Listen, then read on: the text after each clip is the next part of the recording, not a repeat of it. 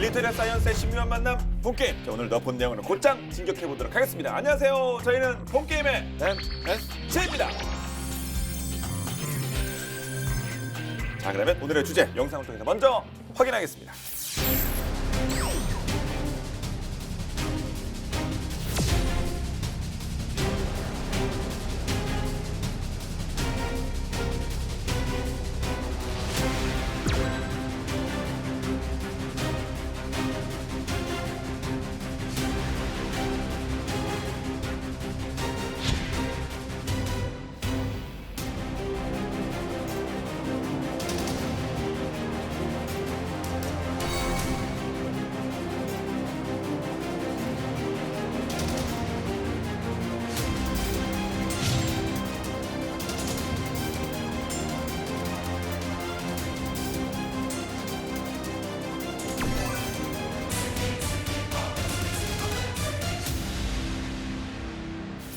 지난주 요제트 실과 제707 특수임무단을 살펴봤는데요. 그 여세를 몰아서 자, 이번 시간에는 미국의 특수부대죠. 델타포스와 네이비실 살펴보도록 하겠습니다. 네티즌들 사이에서 누가 세? 마징가제트가 세? 뭐 로보테컴비가 세? 것처럼 좀 엄청나게 지금 온라인에서 좀 붙고 있을 것 같은데 이 두 팀이 사실 뭐 거의 원탑급이라고 봐야겠죠. 뭐 실전 경험이나 여러 가지를 봐서도요. 그렇죠. 미군은 사실 원래 이제 육해공군 해병대까지 특수부대를 우리는 나뉘어 있잖아요. 근데 우리 하나로 모아놨습니다. 그거를 이제 특수작전사령부, 스페셜 오퍼레이션 커맨드, 소콤이라고 그러는데 이거가 있고, 근데 이거 외에 그 티어 1이라고, 티어는 이제 TIER, 영어로 얘기하면 이제 층, 단, 그 수준을 의미하는데 이 1급의 특수부대들만 모아놓은 그런 합동 특수전사령부 있어요. JSOC이라고 그러는데 조인트 스페셜 오퍼레이션 커맨드 야구인데 이 합동 특수작전사령부도 운영을 하고 있습니다.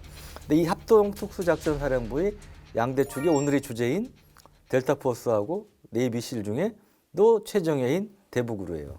명실상부한 세계 최강의 이제 특수부대라고 할 수가 있는데 미국이 이제 티어 1급, 티어 2, 뭐 이런 식으로 이제 특수부대 수준, 레벨이 이제 나뉘게 되는데 이거 티어는 이 특수전사령부에 속해 있는 특수부대가 수행하는 임무의 중요도, 예산 지출 수준 뭐 이런 것 등에 따라서 등급을 나누는 겁니다. 이 중에 이제 최상위가 티어 1인데 이 티어 1은 미 대통령의 거의 직접 지시를 받아서 대통령의 명령에 따라 움직이는 부대예요. 그러니까 얼마나 중요한 부대겠어요. 대통령 명령에 따라 움직이는 부대니까 이런 이제 티어 1급 부대로는 이제 대북으로 하고 델타포스 외에 우리 전에 들었던 공군의 공정통제사고 있지 않습니까? CCT가 등으로 구성되어 있는 미공군 이제 24 특수전술대대회 그리고 특수첩보부대 이런 것들이 미 특수부대 티어 1급 부대들입니다. 임무 특성상 CIA 산하에 있는 이제 준군사 특수활동 부서가 있거든요. 뭐 CIA의 SAD, SOG 이렇게 불리는 조직이 있는데 여기로 인사 교류가 자주 벌어지게 됩니다. 근데 델타포스나 이 대북으로 쪽 사람들은 글로 가는 걸 싫어한대요. 지루하다고. 지루해서요? 아, 그 정도 작전은 왜? CIA 작전 정도는 우리가 뭐 나의 심박이 안 뛰어, 뭐 심장이 안 뛰어 이렇게. 그런 거죠. 그래서 이제 그린벨의 요원들이 그쪽으로 많이 가고 이쪽 분들은 잘 안 간다고. 그러면 하나하나 살펴보도록 하겠습니다. 일단 요즘 특수부대 순수 군사 업무도 있을 테고 그리고 대테러 어떤 활동도 있을 텐데 최근에 IS 그 수장이 그렇죠. 제거가 된 그런 소식이 있었죠? 작년 10월 26일입니다. 그 아부 바르크 알 바그다디라고 그 사람이 이제 IS를 만든 사람이죠. 미국의 공습과 작전으로 사망한 것으로 확인이 됐고, 이 알 바그다디는 2014년 6월 이라크 모술에서 IS 수립을 선포를 했던 사람이고, 미국이 이제 오사마 빈 라덴하고 같은 급으로 같은 현상금을 내걸었어요. 같은 급이라고 같은 현상금이. 예, 2,500만 달러나 되니까 290억 원입니다, 현상금이. 엄청났죠? 사상 최대라고 봐야 되죠. 예. 5년 동안 추적을 해왔는데 이 작전의 선봉에 이제 델타포스가 섰던 거고요. 델타포스는 그리고 원래 이름이 아니고 그냥 별명이고요. 정식 명칭은 미 육군 특수작전사령부 소속 제1특수부대 작전분견대라고, 물론 뭐 영어니까 똑같은 이름은 아니겠지만 예. 이게 이제 정식 명칭인데 이분들이 트럼프 대통령 승인 하에 26일 자정에 터키 국경 인근인 시리아 이들립의 브리사 마을에서 비밀리에 작전을 진행을 시작을 했고요. 해군하고 해병대하고 그다음에 공군 대규모 병력이 동원된 그런 작전이었는데 이 중에서 이제 델타포스가 그 알 바그다디가 자고 있던 그 시설의 밖에 구멍을 내고 몇 초 안에 이제 기습을 한 거죠. 결국은 이제 몸에 두르고 있던 폭탄을 터뜨려서 자폭을 했다고 알려져 있고요. 교전을 시작한 지 2시간 만에 사망하게 됩니다. 자폭을 해가지고 사망을 했다. 근데 그 오사마 빈 라덴의 영화 보니까 이렇게 그 시체에다가 사진 찍어가지고 안면 인식 뭐 해가지고 이렇게 체크하던데, 근데 이 자폭했을 경우는 이렇게 그 신원 확인이 쉽지는 않았을 것 같은데 현장에서 그렇죠. 확인해야 될 거 아니에요? 그래서 아까 여기서 보더니. 이제 결정적인 역할을 한 게 우리 DNA 검사인데요. 그 현장에서예요? 예. 근데 이건 어떻게 하느냐? 사람이 손으로 들고 다니는 예. 수도 있는 그러니까 전자레인지 크기 휴대용 DNA 검사기가 있답니다. 그래요? 그래서 이거는 이제 헬리콥터 등에도 이제 싣고 다니면서 이 작전 현장에서 이제 바로 확인할 수 있는 이제 그런 건데 1시간 반 안에 이제 신원을 확인할 수 있다는 거죠. 이런 장비를 통해서 했다는데 그럼 중요한 게 알 바그다디 DNA를 갖고 있어야 비교해서 확인할 수 있는 거잖아요. 원본이 있어야죠. 그러니까 그러네요, 원본이. 이 중요한 게 본인께 있어야 되는 거예요. 네. 이게 참 재밌는 게 2004년 2월에 이 알 바그다디가 이라크에서 미군에 체포된 적이 있대요. 체포돼 가지고 쿠웨이트 인근에 그 테러 용의자 수용소에 수감이 된 적이 있어가지고 그때 이제 그 DNA가 채취가 됐는데 그때는 10개월 만에 석방이 됐답니다. 그러니까 그때만 해도 이제 거물이 아니고 쉽게 얘기하면 좀 저 밑에 있는 이제 좀 그런 중요한 역할을 하는. 예. 뭐 여러 표현이 떠오르는데 방송이 적합하지 않아서 여기까지 나왔지만 제 말씀을 안 드렸습니다. 네. 그래서 바로 석방이 됐는데 그때 이제 DNA가 확보가 된 거죠. 그래서 그거를 마침 갖고 있었기 때문에 그 자폭한 그 시신에서 나온 DNA하고 비교해서 이제 본인을 확인할 수 있었다고 이제 그럽니다. 그리고 뭐 이런 뭐 DNA 검사기 외에도 당연히 특수부대는 이제 일반 장병들에 비해서 그 뛰어난 이제 특수한 장비들이 이제 많이 보급이 되는데 예를 들어 미군들이 보면 빈라덴 사살할 때도 그랬고 이번에 알 바그다디도 보면 야간에 작전하는 네. 그 영상이 이제 공개가 됐는데 당연히 여기서 이제 중요한 게 야간 투시경이죠. 미 특수부대에서는 이미 이제 2010년대 초반부터 GP-MVG-18을 그 사용하는 것으로 이제 알려주고 있는데 투시경이 이 증폭해주는 관이 하나나 두 개잖아요. 그러니까 단한 쌍안 보통 이렇게 표현하는데 4개가 달린 게 있어요. 외계인이 쓴 것 같다 그쵸. 그래가지고 4개가 달린 이런 게 있는데 이거는 그만큼 많은 만큼 넓은 시야를 볼 수가 있는 거죠. 100도 정도의 그 수평 각도에서 시야를 보다 넓게 확보할 수 있는 게 장점인데 근데 대신에 이제 가격이 정말 장난이 아니에요. 얼마냐? 하나에 4천만 원. 그러니까 그거 하나에 야간 이 고글 하나가 4천만 원짜리니까 뭐 웬만한 우리 고급 고급차나 아니도 중형 승용차 값이죠. 아데만 점령 작전할 때도 사실 우리 합참 지통실에서 그 작전하는 상황을 그 인공위성을 통해서 우리가 이제 받아볼 수 있었는데 마찬가지 미군들도 보면 백악관에서 옛날에는 오바마 대통령이 빈라덴 제거하는 거 예. 이번에는 트럼프 대통령이 IS 지도자 제거하는 것을 백악관에서 이제 실시간으로 이제 받아서 볼 수 있다고 그러는데 이건 어떻게 하냐면 헬멧에 이제 카메라가 장착돼 있는데 이 카메라 영상이 인공위성을 통해서 백악관 아니면 우리 같으면 이제 합참 지통실 같은데 이제 실시간으로 전달이 되는 거죠. 그래서 이번에도 IS 지도자 제거 작전할 때 그 백악관에 뭐 트럼프 대통령 비롯해서 뭐 펜스 부통령, 폼페이오 국무장관 뭐 이런 사람들이 쭉 백악관 상황실에 앉아서 실시간으로 작전 상황을 지켜봤다고 합니다. 네. 한데 이 델타포스 말씀드리고 있는데 지난 시간에 저희가 살펴봤던 제707 특수임무단 이분들이 이게 원형 모델 네, 뭐 그런 거죠 네, 델타포스가. 그런 얘기를 하죠. 예. 네. 델타포스도 사실 뭐 아주 오래된 건 아니고 이제 창설된 게 1977년이니까 당시에 이제 특수전 장교 출신이고 또 영국의 그 SAS에서 근무한 바 있었던 찰스 베크 위드라는 사람에 의해서 창설이 됩니다. 지난 1979년에 실시했던 이게 기억나는 분들이 있는지 모르겠는데 그 주 이란 미 대사관 인질 구출 작전이라고 굉장히 유명한 작전이 하나 있습니다. 네. 그때를 시작으로 미국 관련된 여러 가지 크고 작은 전쟁에 많이 참여를 하게 되고요. 근데 미국 네티즌들에서는 보면은 사실상 이 델타포스가 대북그룹 네이비실 내 대북그룹보다 좀 윗급이 아니냐. 델타포스가 델타포스가 약간 윗급이 아니냐는 얘기들을 하는데 그 이유가 이제 델타포스가 더더욱 비밀로 가려져 있어서 우리 707 부대도 그렇지만 예. 비밀로 가려져 있어서 더 그렇게 보인다라는 그런 얘기들을 해요. 델타포스는 이 미 국방부가 존재 자체를 인정하지 않는 부대입니다. 아니, 누구나 다 그거는 알고 무슨 있지만. 왜 그러게 아까 이름도 말씀하셨잖아요. 델타포스 이름이 뭐 이름 말았는데 아까 그 뭐였지? 그러니까 공공연한 비밀이란 말이 맞는 것 같아요. 딱. 예. 정식 명칭이라고 하셨어요. 예. 정식 명칭이 미 육군 특수 작전사령부 소속 제1 특수부대 작전 분견대에 있는데 인정을 하지 않아요. 정식 명칭이 있는 그렇다고 부대인데 해요. 그래서 정확 그 영화에 종종 나오잖아요. 이 미션을 주면서 당신이 만약에 예. 사망하거나 아 그렇다. 포로가 되더라도 우리는 당신의 존재를 부인할 수밖에 부인한다. 없다. 예. 그러니까 그림자 같은 존재가 유령과 같은 존재가 될 수밖에 없다. 그런 얘기 나오는 그런 상황인 것 그냥 같고요. 근거 없는 얘기 아니거든요. 예. 이게 뭐 아무튼 좀 공공연한 비밀이라는 말 그대로 세계 모든 사람이 다 알고 있는데 존재하지 않는다고 합니다. 네. 그리고 이제 중요한 건 뭐냐면 이제 이런 분위기가 또 연결되는 게 그 완벽하게 민간인 사이에 섞이는 게 주 특기 중에 하나예요. 민간인 속에 섞여서 극비리의 작전을 수행하고 그리고 작전 후에도 누가 이걸 했는지 알 수 없을 정도로 아주 조용히 행동하고 이런 게 또 영화에서 보면 막 치고 들어가고 막 이러는데 이제 그런 분위기가 좀 아니라는 게 델타포스의 좀 특징이고 이란 주재 미 대사관 인질 구출 때 이때 이제 사고가 나죠. 그 헬리콥터하고 그 C-130 수송기가 충돌을 하는 사고가 나고 작전이 실패하고 이런 문제가 생기는데 그때 이제 대원 상당수가 사망하게 됩니다. 델타포스 대원들이. 그때 이제 밖에 알려지면서 델타포스가 뭐냐고 기자들이 물어봤을 때 미 군 관계자가 뭐라고 말했냐면 델타포스는 항공사 이름이다. 그러니까 델타 항공사라고 있죠, 왜? 예.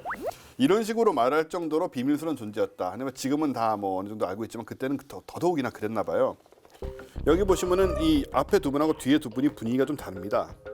사복 청바지 아니에요? 예, 앞에 두 분은 청바지 입고 작전을 청바지, 면바지, 반팔 이런 거 입고 있고 네. 뒤에 두 사람은 프랑스의 특수부대원이고 앞에 두 사람이 델타포스 대원입니다. 아. 그러니까 이런 식으로 옷도 이렇게 자유롭게 입을 정도로 평소에 예. 심지어 작전을 하고 있는데도 이게 신분을 감추기 위해서 이렇게 또 하고 머리를 기르기도 하고 염색을 하기도 하고 사복을 입고 또 수염을 막 덥수룩하게 기르기도 하고 군복을 입을 때도 패치는 떼버린대요. 아. 그런 정도로 이제 비밀스러운 그런 상태를 유지를 하고 왜 영화 블랙호크 다운 초반에 보면 그 델타포스 소속의 그 노만 후트 깁슨 중사 주인공. 예, 에릭 바나 이 사람이 이제 신문 기자로 위장해서 그 소말리아의 그 모가디슈 한복판에 있는 사령부에 정보 전달하는 장면이 나오거든요. 아니, 그게 이제 델타포스가 하는 일 또 그런 일. 약간은 좀 첩보원 같은 그런 행동도 하는 거죠, 사실.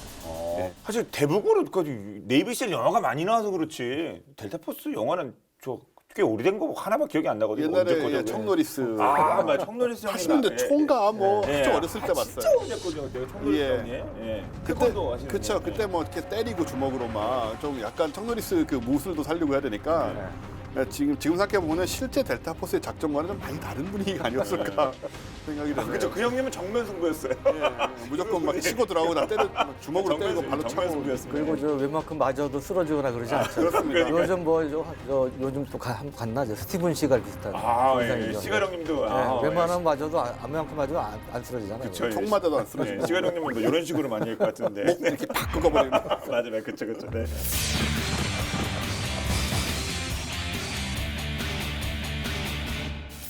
네이비실 하면 또 역시 또 이 네이비실은 그 빈라덴 아닙니까? 그렇죠. 예, 예. 예. 이제 2011년 벌써 9년 됐네. 2011년 5월 2일 날 파키스탄의 아보 타바드에서 그 은신 중이던 빈라덴을 사살한 네툰 스피어 작전이죠. 실은 우리 전에도 뭐 전 시간에도 언급했지만 시 에어 랜드 야거예요. 그러니까 육해공 전천으로 작전할 수 있는 부대다. 이제 그런 거고 만들어진 거는 1962년에 케네디 대통령의 특명위에서 만들어졌어요. 이 대북으로는 원래 정식 명칭이 미 해군의 네이비실의 팀 6. 이제 6팀입니다. 6팀이 이제 별명이 대북으로인데 팀 6면 5팀도 있고 뭐 4팀도 있고 이렇게 팀이 여러 가지가 있는 건가요? 네, 네이비실이 총 8개 팀으로 이제 구성이 되어 있는데 그중에 이거는 6번째 이제 팀이라고 할 수 있고 근데 이 대북으로의 원어가 사실은 재밌어요. 아, 그 대북으로가 무슨 뜻이에요? 대북으로 하면 야, 이거 무슨 상당히 좀 심오한 무슨 그루 하면 뭐 좀 약간 인도, 뭐 그렇죠. 예. 근데 디벨롭먼트 그룹의 약어예요. 디벨롭먼트 그룹.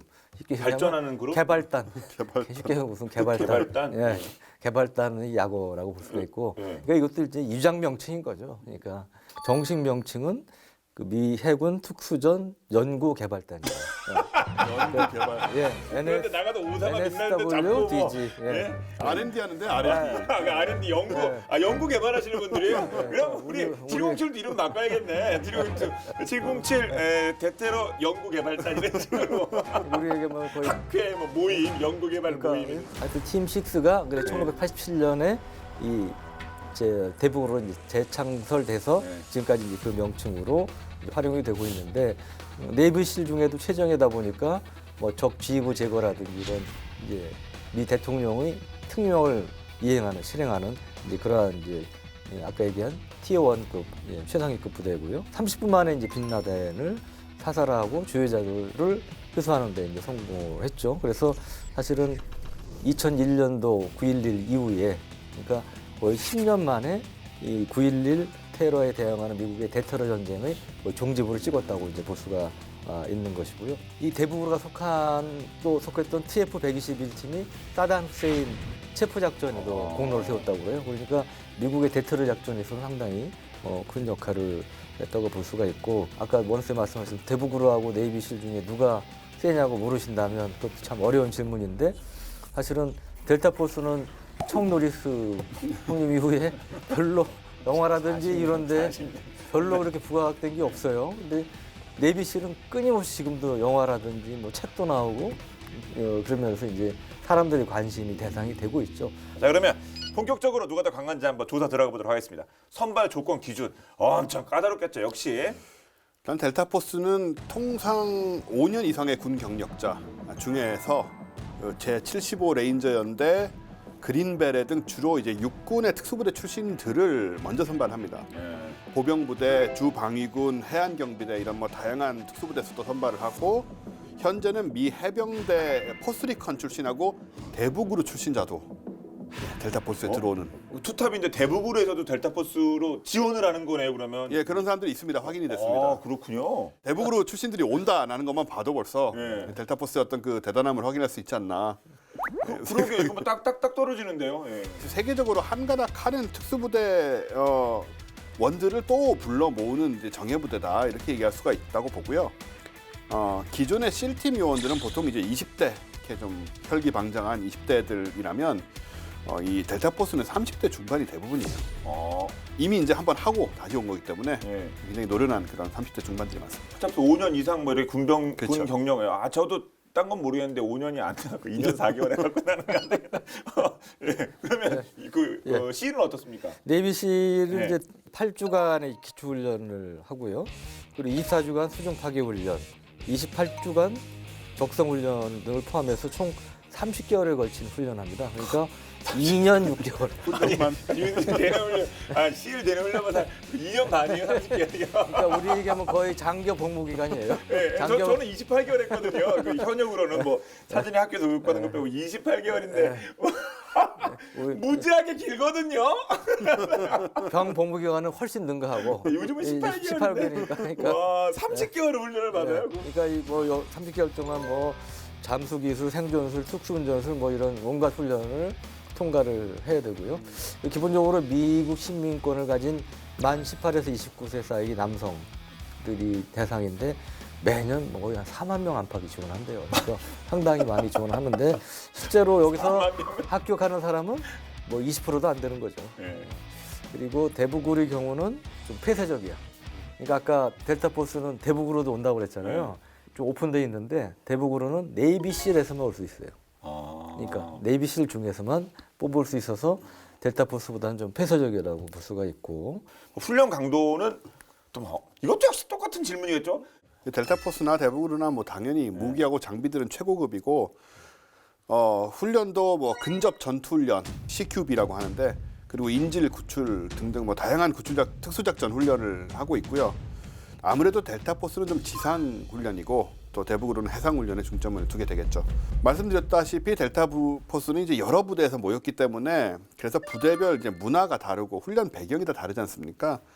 그래서 다시 제로 베이스부터 훈련을 시작합니다. 다 이전 아이들이 했던 거는 30개월 했는데 다 잊어버려라. 다시 해라. 아, 그렇군요. 예. 10개월 했는데. 네, 필요 없다 그거는. 다시 시작하자. 목포 각 잡는 것부터 다시 해라. 군화 닦는 것부터. 예, 대단하네요. 그야말로 예. 배그 종군이네, 배그. 그래서 작전 투입 대원은 총 250여 명 정도 되는데 보통 1차 선발은 장거리 걷기, 체력 검사, 산악 행군 등을 한 달 동안 실시를 하고 이 과정에서 90%가 벌써 탈락을 하고요. 그 다음에 1차를 통과하고 나면 이제 남은 6개월 동안 사격술, 인질 구출, 테러 진압, 타격 전술, 때리는 거죠. 싸움. 그리고 테러 전술 이런 교육을 받게 되고 이 6개월간의 교육을 이수한 대원들은 다시 1년 동안 실전 배치 훈련을 받게 됩니다. 이래서 마지막으로 최종 선발되는 사람은 30명 정도다.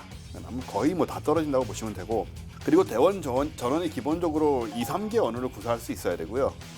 그리고 석박사 학위를 소지한 경우도 많습니다. 근데 머리도 좋아야 된다는 얘기가 되고 또 성공적인 임무 수행을 위해서 이제 FBI나 CIA 같은 곳에서 위탁 교육 형식으로 전문 기술을 습득을 하기도 합니다. 네이비실 대원은 아까 말씀드렸지만 30개월의 훈련 기간을 거친다고 그랬잖아요. 근데 처음에 이제 8주간의 기초 훈련 그 내용만 봐도 좀 후덜덜입니다. 예. 거의 기초 훈련. 예, 그야말로 기초 훈련인데 이것도 거의 넘사벽이에요. 보면 뭐 2분 안에 앉았다 일어서기 100회, 2분 안에 팔굽 펴기 100회. 이야. 그리고 그리고 전투하시고 매일 6.4km의 평지가 아니고 모래밭 달리기, 모래사장 달리기. 그러니까 뭔가 데이트 6.4km를 연인 손잡고 6.4km 같이 걸을 해도 못 되면 6.4km를 군안에 지금 뛰어요 모래밭. 예. 와. 그리고 매일 3.2km 바다 수영을 해야 되고 그리고 첫 4주 동안은 매일 4시간 이상 못 잡니다. 저도 고3 때는 좀 해봤는데. 그때는 공부만 하잖아요. 이건 육체적으로 얼마나 힘들어요. 근데도 고라 떨어진다 그런 얘기 있죠. 그렇죠. 근데도 4시간밖에 못 잔다. 4주 차에는 뭘 하냐? 수영을 하는데 양발과 손을 묶고 하는 거예요. 그러니까 보통 사람은 이건 가라앉아요. 가라앉을 수밖에 인어 없죠. 아니면 그렇죠. 돌고래 아니야 이거. 아쿠아맨 보면 몸을 앞뒤로 위아래로 휘어가지고 이 상태로 이렇게 하긴 하죠. 그러니까 아쿠아맨처럼 이제 하지 않는 한 이상 10m 갈 수 있어요. 그러니까 야 너 이러면 죽겠지 하고 바라고 선글라서 에라이 죽어라 하고 집어 던져갔는데 우리서 수영에 살아남을 수도 있겠네 이러면 이분들은 와 근데 대단하네. 저도 이 네이비실 다큐에서 이 장면을 본 적이 있는데 실제로 그러더라고요. 묶고 양발 위 묶고 물에 빠뜨려요. 그 중에는 진짜 깔아놓는 사람이 있을 거 아닙니까? 그러면 죽을 것 같으면 이제 끄집어내는데 뭐 웬만해서는 하여튼 죽기 살기로 하는 거예요. 그 바다 수영을 시킨다는 거예요. 그래서 저는 한 10분의 1도 맨 앞에 거 10분. 아니 그러니까 할 수 있는 사람 없겠네. 팔굽혀펴기니 뭐 이것도 10분의 2분 1 안에 앉았다 일어났다 100회 제가 요즘 스쿼트를 맨몸 좀 하고 있거든요. 이틀 안에 할 수 있으면 이틀 안에. 제 하루 목표가 90회예요. 하루 목표 90회. 보조기 쓰는데 자세 때문에 하루인데 2분 안에 앉았다 일어나기 100회. 저도 한 이틀 시간 주면 할 수 있을 것 같아요. 또 침투해야 되잖아요. 침투할 때 이제 뭐 잠겨 있는 문도 따고 들어가는 거. 그리고 이제 당연히 이제 고공 침투도 해야 되니까 8,500m 상공에서 낙하에서 5초 안에 낙하산을 펴고 뭐 한 60여 킬로를 그냥 활공에서 비행하는. 그리고 그 다음에 이제 낙하하는 이런 훈련들도 하기 때문에 거의 뭐 맥가이버 수준으로 온갖 육체적인 훈련, 그다음에 기술을 익힌다고 이제 보실 수가 있고요. 그리고 부상을 입더라도 웬만하면 봐주는 게 없습니다. 동료가 뭐 부축을 해서 가든 뭐든 하여튼 해야 되는 것이고 큰 부상을 입으면 아웃, 부상 자체도 탈락이고 또 중요한 게 지원 기회가 한 번밖에 없대요. 그러니까 여기 의지가 있는 사람은 죽기 살기를 하는 거죠. 제주 삼수가 없군요. 그래서 이제 이런 과정들을 거치고 또 하나 우리 UDTC 시간에도 다뤘습니다만 이 원조가 여기 지옥주가 있는데 일주일간 잠을 안 재우고 이제 극한의 고통을 체험하게 하는 원조 지옥주 과정이 있고요. 그래서 이런 과정을 거쳤기 때문에 대북으로는 정말 특수부대 중에 특수부대고 최정의 특수부대라고 이제 감히 이제 얘기를 하는 것이고 이제 육군 델타포스는 육군이기 때문에 아무래도 이제 지상 전술이 강하죠. 하지만 네이비실에 비해서 바다의 수중 작전 능력은 아무래도 떨어질 수밖에 없다. 그러니까 그 대부분은 이제 그런 점에서 좀 강점이 있고 목표 타격이라든지 그다음에 특수 정찰 등에서도 대북으로가 델타포스는 조금 우세한 거 아니냐 이런 평가들이 많다고 합니다. 네.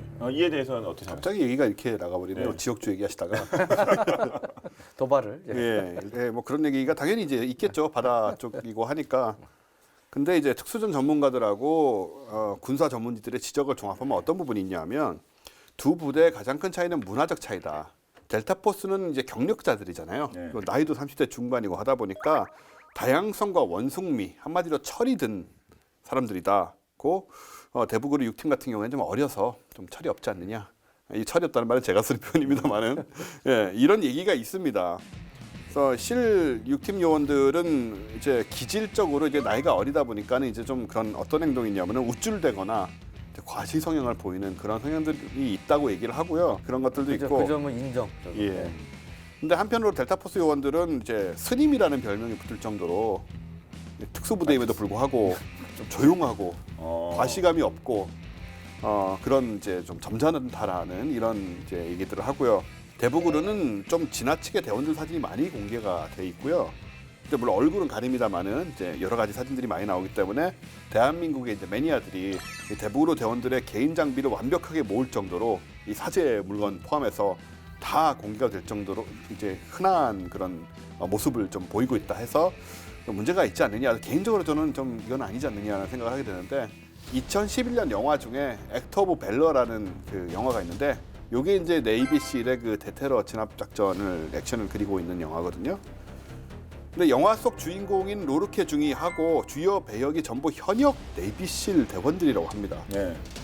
영화에 다 얼굴이 다 나오는 상황이 돼버리니까 델타포스라면 이런 것을 허락했을 리가 없다라는 생각이 들어서 어떤 그 무게감의 차이가 있지 않은가. 예. 그 영화 그 뒷얘기 봤는데 거기서 쓴 장비도 다 실탄으로 쐈답니다. 거기서 막 보트 위에다 무슨 뭐 미니건 같은 거 막 갈기는 거 나오는데 막 장비도 실제 쓰는 장비들. 예, 예. 또 특수부대 하면 또 우리가 떠오르는 게 또 이 저격 아니겠습니까? 그렇죠. 머리에서. 예. 네. 근데 그 영화 아메리칸 스나이퍼 또 이 실존 인물이 네이비실이었다면서요. 예. 네이비실 3팀 소속의 이제 크리스 카일 중사인데 이거 뭐 책도 나오고 굉장히 유명한 분이에요. 그 영화 보셨죠? 아, 봤죠. 저도 아주 예. 감명 있게 봤는데 이 크리스 카일은 공식적으로 저격한 인원이 160여 명이어서 미국 역사상 가장 치명적인 유명한 저격수 중의 한 분이죠. 근데 비공식적으로는 255명 이상을 사살하는 것으로 그렇게 이제 알려지고 있는데 주무장은 이제 라프와 매그넘탄을 쓰는 M42 TAC 338A 저격소총을 이제 사용을 했는데 당시에 이제 반군이 많았던 라마지라든지 사드르시티에서 이제 아군 업무 임무를 수행을 했고요. 뭐 이제 뭐 소설 같은 얘기인데 한 발로 2명의 적을 사살한 적도 있고 또 뭐 2km 거리에서 단발로 이제 적군을 사살한 이제 그런 경우도 있고 정말 전설적인 이제 그런 분인데 영화에도 나오지만 이제 2013년도에 외상후 PTSD라고 그러죠. 외상후 증후군 그를 앓는 그 전직 해병대원의 총을 맞고 이제 그 사망을 하죠. 아, 저격수 역할은 정말 중요하지 않습니까? 현대전 가면 더 그럴 것 같아요. 실제로 이라크전에서 미군의 거의 1개 중대 대대가 이라크 저격수 한 사람 때문에 이제 어려운 군사용어로 돈자라고 그러죠. 옴짝달싹 못하는 거. 이게 한국말이에요? 한자입니다. 아, 한자. 돈자. 예, 돈자. 이제 옴짝달싹 못하고 주저앉은 상태. 그걸 이제 돈자라고 그러는데 어디서 총이 날아올지 모르니까 꼼짝 못하고 있는 거예요 한동안. 뭐 이제 그런 적이 있어요. 그래서 실제로 이 저격수의 이력은 지금도 현대전에서도 무시할 수 없다고 볼 수가 있고 저격수가 뭐 단순히 적군을 사살하는 역할 외에도 원래 저격수가 제일 관측이 좋은 장소, 잘 보이는 데 자리 잡지 않습니까? 그러니까 아군한테 저쪽으로 진격하라든지 이런 이제 유도하는 그런 역할도 할 수가 있고 적군의 동향을 파악해서 또 알려줄 수 있는 것이고 그래서 이제 그런 면에서 저격수는 현대전에서도 매우 중요하다. 그분들이 쓰는 이제 소총 또 관심사거든요. 그렇죠. 하드웨어, 총 자체도 특수하지만 결국은 중요한 게 사람이잖아요. 특히 이 저격수는 본인의 그 스킬이 중요하죠. 전직 대북으로 그 요원의 그 회고록에 따르면 미국의 대표적인 또 그 사격자라는 또 저격수가 필요한 그 조직 중에 하나가 FBI 연방수사국, 그다음에 미 대통령 경호실 시크릿 서비스. 비밀 경호국. 예, 예. 그쪽은 진짜 그 저격 예. 필요하겠네요. 근데 같이 훈련을 받았는데 대북으로가 항상 앞섰다. 뭐 이제 그렇게 자랑 삼아 터놓은 내용도 있었고요. 그리고 영화에도 가끔 나오지만 이제 흔들리는 헬리콥터에서 저격을 하는 경우는 사실 영화에서는 정확히 맞추지만 이게 진짜 굉장히 어려운 거예요. 왜냐하면 흔들리잖아요. 예. 근데 여기서도 뭐 차량 엔진이라든지 적의 특정 부위, 뭐 다리든 가슴이든 목표하는 그 부위를 정확히 맞추는 거. 그러니까 대단한 능력이죠. 그런 것도 이제 가능하다는 겁니다. 그럼 어떤 걸 쓰냐? 저격총 중에 이제 대명사 전설처럼 되어 있는 레밍턴 700 시리즈 또는 SR-25 반자동 저격수총. 카일도 이제 그 부무장으로는 KC SR-25 지정산수 소총을 썼다고 하고요. 이거는 그 AR-15의 작동 방식을 기반으로 만들어진 이제 돌격수총인데 7.62 곱하기 39mm AK 탄이나 AK 계열의 탄창을 사용하기 위한 이제 특수한 총기라고 볼 수 있습니다. 저격수 말고 특수부대원들은 그럼 어떤 또 총을 씁니까? 아무래도 이제 좀 길이가 짧은 단축형 소총을 많이 쓰게 되죠. 헬기에서 이제 밧줄 타고 내려올 때도 있고, 그리고 항공기에서 이제 낙하산으로 강화를 할 경우에는 길이가 짧지 않으면 굉장히 불편하니까. 아주 걸리겠네요, 진짜. 그러니까요. 예, 좀 위험할 수도 있잖아요. 야, 진짜. 좀 위험할 수도 있죠. 그렇죠. 예. 그렇죠. 그래서 굉장히 애용되는 총 중에 하나가 M4 카빈인데 델타포스나 대북으로에서는 뭐 그냥 쓰이는 게 아니고 여러 가지로 좀 굉장히 손을 많이 대게 되죠. 그래서 이분들이 이제 M4의 비상시에 권장 발사율인 분당 90발을 넘기는 경우가 많습니다. 분당 150발씩 막 쏘고 그러는 거예요. 근데 이건 기관총의 실전 발사율이거든요. 그러니까 이렇게 쓰면 안 되죠, 원래는. 이러다 보면 이제 총기가 파열되거나 하는 정말 위험한 상황이 벌어지기 때문에 이런 특수부대는 그럼에도 불구하고 이걸 이렇게 쏴야 된다라는 필요성이 있거든요. 급할 때 다수의 적과 상대할 때 그러니까요. 예. 이런 요구를 충족하기 위해서 M4를 개량한 소총이 바로 HK416입니다. 기존에 이제 가스 직동식 M4에 그거를 이제 가스 피스톤 방식으로 바꿔서 그 연사 문제 그걸 해결한 거고요. 작동상의 신뢰성도 높이고 이게 이제 바로 뭘로 유명하냐? 빈 라덴을 사살한 소총이다. 그걸로 유명한 거죠.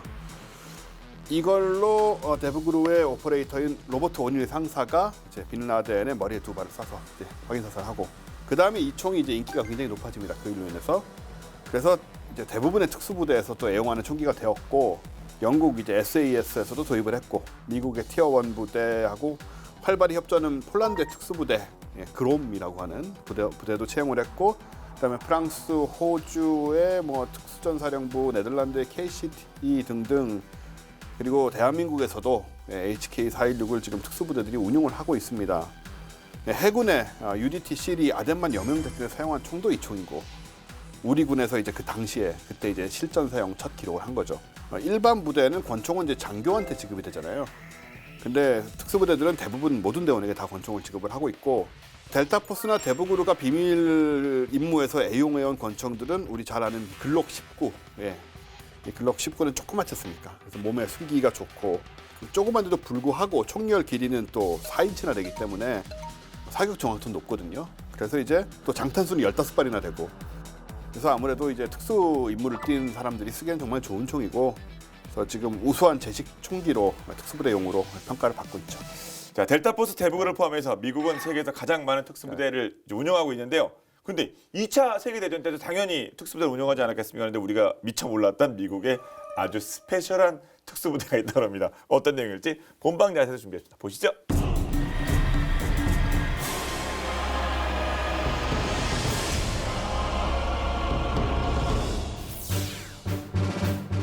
여기 다른 특수부대와는 조금 다른 아주 특별한 부대가 있습니다.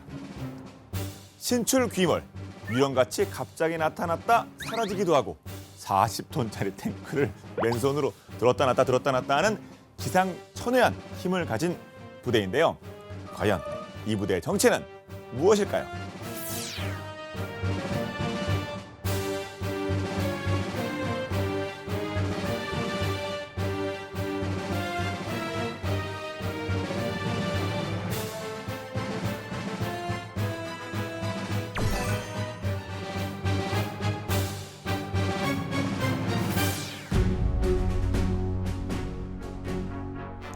제2차 세계대전이 한창이던 1944년 미군은 1,100명 규모의 특수부대를 유럽으로 급파했습니다. 제23본부 특수부대인 일명 고스트 아미. 그런데 이 부대 뭔가 심상치 않습니다.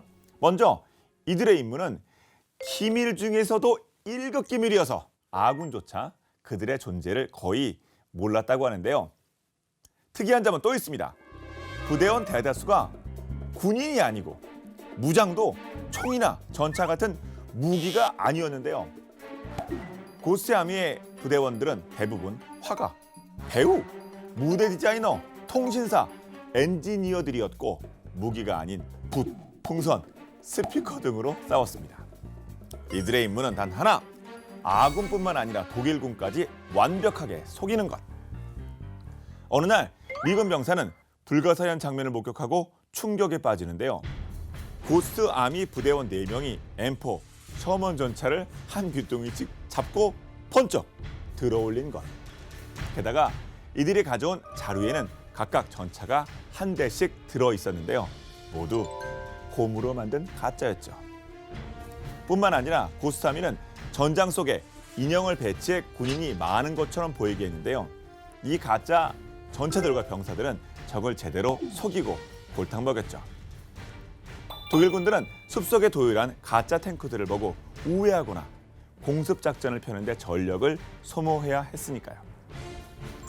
야간 작전지에 투입되기 전 고스트 아미 대원들은 벨 연구소 소속 전문가들과 함께 전쟁터에서 날 법한 온갖 소리를 녹음했는데요. 전차, 총, 폭탄 소리뿐만 아니라 병사들이 내뱉는 이런 욕설을 얹어 사실감을 더했죠. 여기에 멀티 채널에 공간감을 더하는 최신 녹음 기술까지 총동원해 만반의 준비를 했습니다. 대망의 1944년 9월 최전선에서 멀지 않은 룩셈부르크시 베텐부르크에 고스트 아미가 투입되었고 밤이 깊어지자 요란한 전차 소리가 들리기 시작하는데요. 점점 소리는 커지며 병사들이 소리 지르고 사단 하나가 통째로 모여드는 거대한 굉음이 들립니다. 전부 가짜, 거창한 연극이었죠. 이처럼 소리에 의존할 수밖에 없는 야간의 음향으로 적군을 교란시킨 고스트 아미. 이들은 이러한 기만 작전을 특수 효과라고 불렀는데요. 이들에게는 전투도 일종의 순회 공연이죠. 덕분에 최고의 병사들로 구성된 최고의 부대를 할 수 있는 독일군은 매번 유령과 같은 적과 싸워야 했습니다. 고스트 아미는 적뿐만 아니라 아군을 속이는 일도 허다했습니다. 다른 부대 소속인 것처럼 부대 마크를 바꿔 달고 마을 술집이나 가게에 들러 자연스럽게 거짓 이동 경로와 작전을 흘렸는데요. 나치의 첩자들이 독일군의 정보를 팔면서 말이죠. 그리고 연합군이 승기를 잡아가던 1945년 미군은 라인강을 건너 독일군 최후의 방어선을 무너뜨릴 계획을 세웁니다.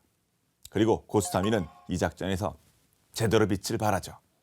과연 이들의 임무는 미 국군 소속 제30보병사단과 제79보병사단이 실제 공격 지점이 아닌 남쪽으로 16km 아래 떨어진 곳에서 도강 공격을 하는 것처럼 위장하는 것. 고스트 아미는 얼마나 연기를 잘하느냐에 자신들의 생명이 달려있음을 너무나 잘 알고 있었는데요. 이들은 가짜, 전차, 음향 등 그동안 훈련한 특수효과를 총동원해 마치 3만 병사가 라인강을 돌파하는 것처럼 연출했습니다. 하지만 실제 투입된 전차는 겨우 200대가 조금 넘었다는군요.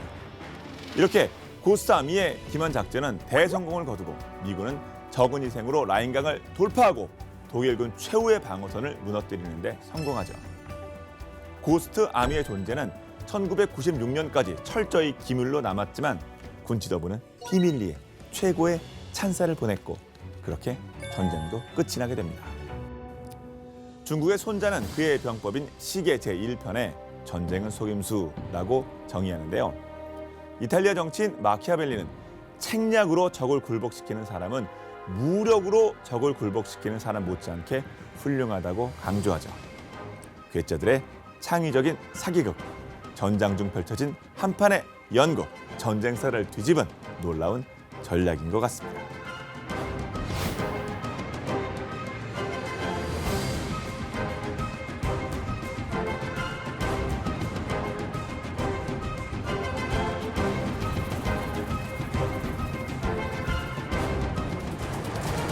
자, 다시 이제 본론으로 돌아가서 적진 깊숙한 곳에 작전을 진행한 특수부대 역시 침투. 또 침투하면 헬기 아닙니까? 그렇죠. 그래서 우리 군의 뭐 이제 CH-40 치누크라든지 UH-60 이런 것들도 특수전으로 개조한 게 있어요. 미국의 MH-47, MH-60 이런 것들이 이제 그런 특수전 헬기인데 이게 이제 그야말로 특수하기 때문에 엄청 비쌉니다. 왜냐하면 이거는 밤에 주로 작전하잖아요. 그러니까 야간에도 이 산이나 이런 지형을 따라서 비행을 해야 돼요. 이 지형 추소 비행이라고 그래가지고 지형을 따라 들어가는 영화에도 나오죠. 아, 가끔? 이게 모니터에 뭐 이렇게 산 야. 모양이 좀 그려지고 막 그 위를 막 가고 막 그랬던 그러니까 것 이제 같아요. 적외선 감시 카메라, 네. 그다음에 이 테레인 팔로잉 레이더라고 해서 지형을 추적한 레이더 뭐 이런 것들을 갖추고 계곡이라든지 이런 지형을 따라서 낮게 밤에도 침투할 수 있는, 악천에도 침투할 수 있는 그런 능력을 이제 갖춰야 되니까 통신 생존 함법 관련된 첨단 장비들을 이제 갖춰야 되는 문제가 있고, 그래서 그 CH-40 치누크로 개조한 MH-40 G형의 경우는 대당 한 4천만 달러 가까이 됩니다. 그러니까 우리로 따지면 거의 뭐 500억 가까이 되는 거죠. 네. 보통 헬기는 이제 200~300억대인데 이제 그 정도 비슷한 것이고, 최신형인 이제 MH-47G 블록 2의 경우는 대당 5,700만 달러, 그러니까 600원이 넘는다고 그래요. 와, 거의 30%도 업이 돼요. 네. 와. 근데 우리 참고로 우리 이제 특전사도 이런 특수전 헬기를 도입할 계획을 갖고서 지금 추진을 하고 있습니다. 지금도 물론 당연히 쓰고 있지만 이 특수부대 헬기들을 이렇게 조그만 헬기들을 또 이걸 이제 MH6라고 하는데 지금 뭐 MH47 뭐 이런 얘기 하시잖아요. 500MD 비슷한 거죠? 예, 예. 네. 아, 500MD. 예, 우리 예. 저희 사단장님이 타고 다니시는 500MD. 예. 그런 정도의 크기에 이런 걸 또 많이 쓰는데, 여기 이제 1989년 12월에 파나마 침공 당시에 미국이 그때 이제 델타포스 구출팀 16명을 태운 4대, 마침 여기 4대가 나와 있는데요. 이 4대 MH6 리틀버드라고 부릅니다. 이 교도소를 강습을 했었어요. 이 지금도 이제 미국 특수전 비행연대에서 운용하고 있는 이 기체는 AH-6M, MH-6M 멜브라는 거는 미션 인핸스드 리틀버드라는 뜻이죠. 그러니까 작은 리틀버드인데 미션 임무를 강화했다, 예, 이런 의미로 보시면 될 것 같고, 특수분대원들을 이제 좁은 공간이나 뭐 건물 옥상에 투입시키는 임무를 위해서는 이제 굉장히 적합한 크기라고 할 수 있고, 또 소수인으로는 누군가를 암살하거나 구출하는 이런 게 목적인 거죠.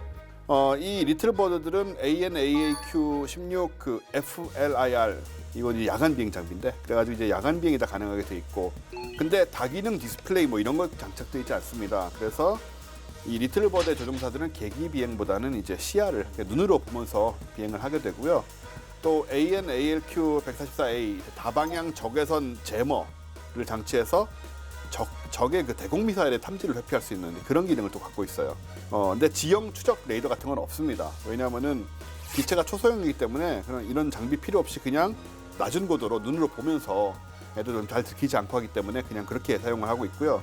계속 보시면 이 헬기의 가장 큰 특징은 아무래도 이 옆에 붙어 있는 이 의자 같은 데 앉아 있잖아요. 밖에. 그렇죠. 밖에 앉아 있어요. 네, 이게. 밖에 앉아 있어요. 이걸 좌석이라고 해야 되나 저거 같은데. MH6 헬기는 이제 양쪽에 기다란 받침대가 달려 있어서 2명씩 이렇게 앉을 수가 있는데, 조종사 1명이 조종을 하는 거고 4명의 대원이 이렇게 가다가 목표 지점에서 뛰어내리는 거예요. 낮게 내려가서 이 받침대가 그리고 아까 방금 말씀하신 그 우리나라의 500MD 사업에서 개발된 겁니다. 아, 예. 그래요? 예, 실제로. 우리가 개발한 근데 저 미군이 왜 쓰죠? 근데 그게 예, 우리가 개발했는데 우리 쪽보다는 미군이 이렇게 최정예 부대에서 활용을 하고 있어요. 예. 그래서 좀 재미있는 부분이고 실제로 우리나라 아이디어라는 거. 예. 근데 리틀버드에는 기체 번호나 소속 부대나 무슨 뭐 미 육군을 표시하는 도장 같은 것도 전혀 없이 이렇게 아무것도 안 쓰고 또 운영을. 앞서 그게 군복이 뭐 특징이죠. 패치도 뭐 다 떼고 다 예. 그런 말씀처럼 또 이게 헬기도 그렇군요. 예. 요즘 뭐 스텔스 헬기 뭐 이런 얘기 나오지 않습니까? 그렇죠. 빛나된 사살 작전 때예요. 한 대가 뜻하지 않게 추락을 했어요. 예. 그 폭발을 했는데 이게 제대로 다 폭발을 못 시켰어. 그 흔적이 꼬리 날개하고 일부가 남아 있는데 UH-60 헬기를 이제 스텔스 헬기로 이제 개조한 걸로 이제 추정이 됐는데, F-117 스텔스기가 보면 이렇게 각이지 않았습니까? 그런 형태의 이제 레이더 반사를 최소화하는 그런 스텔스 형상을 이제 갖춘 걸로 그렇게 이제 추정을 하고 있습니다. 아직까지도 이 스텔스 헬기 이 실물이 사진으로 공개된 건 하나도 없어요. 그러니까 그 빛나된 소재로 한 영화에 이제 이 스텔스 헬기 등장하는데 이것도 영화를 위해서 만든 겁니다. 그러니까 그게 그거 아니군요. 실제 헬기가 아니고 대충 사람들 전문가들이 조언을 받아서 뭐 이런 형태가 아닐까 해서 만든 건데 아마 대충 그런 형태가 아닐까 싶어요. 뭐 스텔스 형상이라고 감안하면 거의 비슷하게 비슷하게 오피셜은 아니다. 공식적으로 그 사진이 공개된 건 아직까지 없다는 말씀 좀 드리고요. 근데 참고로 그동안 미국이 이제 공식적으로 스텔스 헬기 비슷하게 개발해서 공개된 게 RH-66 코만치라는 게 있어요. 영화 헐크에 보면 헐크가 휙 날아가지고 헬기 하나 잡아가지고 막 던지고 막 그러잖아요. 그래서 그 비행기 약간 묘하게 생겼어요. 그게 이제 스텔스 형상을 고려한 그러한 이제 경공격 정찰 및 공격 헬기인데 이게 원래 이제 OH-58 카이오라는 그 정찰용 헬기를 대체하기 위해서 개발하던 그런 헬기인데 이게 뭐 당시로서는 상당히 첨단 기술이었어요. 레이더 그 RCS 반사파도 적게 만든 그런 스텔스형의 그런 헬기였는데 이게 냉전이 끝나면서 국방비가 확 깎이면서 미 국방부 수뇌부가 이제 몇몇 사업들을 어쩔 수 없이 이제 줄여야 될 상황이 됐는데 그때 이 코만치 헬기 사업도 이제 캔슬 취소가 됐습니다. 근데 정말 우리 같으면 힘들 상황인데 왜냐하면 그때 이미 개발비가 무려 70억 달러나 들어가 있었어요. 그러니까 70억 달러면 거의 8조 원이죠. 8조 원이나 들인 사업을 캔슬한 거예요. 그러니까 우리 같으면 아마 못했을 겁니다. 근데 미국은 그 계획을 취소를 하면서 이것도 이제 역사의 뒤안길로 사라져버린 그런 존재인데 아마도 이런 코마치 헬기 개발하고 있었던 것이 그 빈라덴 작전에 투입된 그 스텔스 헬기 개발에 상당히 도움을 주지 않았을까 그렇게 생각이 됩니다. 그래서 미 국방부의 관료 출신인 한 연구원이 얘기한 걸 보면 작전 현장에 추락한 헬기의 사진을 보고 이분이 변형된 꼬리 부분하고 그다음에 소음을 줄이기 위해서 이제 회전 날개에 장착된 그 소음 차단기 덮개 이런 것들을 보면서 스텔스 전투기에 사용된 특수 재질들이 보인다. 그래서 이런 헬기는 지금까지 공개된 적이 없다. 해서 아마 스텔스 헬기는 그런 것까지 소음 차단까지 같이 갖추고 있는 게 아니냐 그렇게 생각이 됩니다. 네. 자 이렇게 해서 오늘 본 게임 세계에서 말씀드린 대로 지명도로 정말 대단한 대북으로 C1과 그리고 델타포스를 살펴봤는데요. 자, 오늘은 여기까지고 저희는 다음 시간에 더욱더 재미있는 무기 이야기로 돌아오도록 하겠습니다. 그리고 본 게임은 국방TV 앱을 통해서 언제든지 즐기실 수가 있으니까 많은 활용 부탁드리도록 하겠습니다. 다음 시간에 찾아뵙겠습니다. 지금까지 저희는 본 게임의 MSG였습니다. 고맙습니다. 네. 저 씬이라는 말이 영어 단어로 물개라는 뜻이잖아요. 아 그래요? 그래서 중위 대문자 말고 밖으로 소문자. SEAL이 그래서 그걸 아마 의도해가지고 그 시절에 만든 게 그럴 수도 아닌가. 있죠.